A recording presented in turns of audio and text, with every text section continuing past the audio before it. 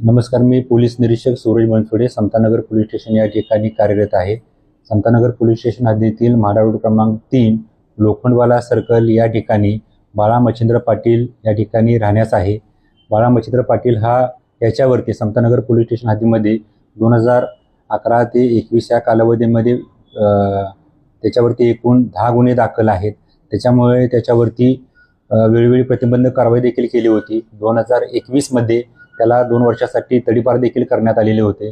दिनांक 30 तारखेला 30/4/2026 रोजी दुपारी 1 वाजताच्या सुमारास पवन यादव हा कृष्णा केमिस्ट ह्या मेडिकल दुकानामध्ये काम करत असताना यातील आरोपी बाळा पाटील हा दुकानामध्ये गेला आणि त्यांनी त्यांच्याकडे दर महिना खंडणीच्या स्वरूपामध्ये पैशाची मागणी केली, परंतु पवन यादवने त्याला देण्यास नकार दिल्यामुळे त्यांनी दुकानाची काच वगैरे फोडली आणि त्याच्या जवळ असलेला चाकू घेऊन त्याला जीवे ठार मारण्याचा प्रयत्न केला।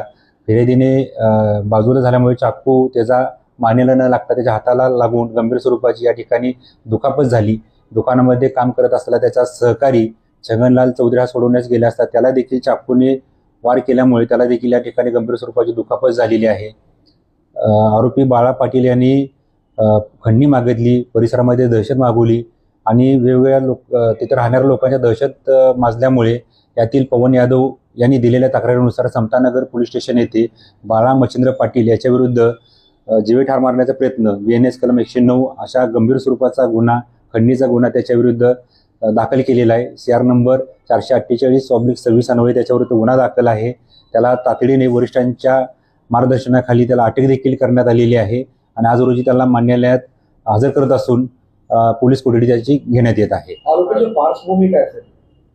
आरोपी समतानगर पोलीस स्टेशन हद्दीमध्ये राहण्यास आहे, रेकॉर्डवरचा गुन्हेगार आहे।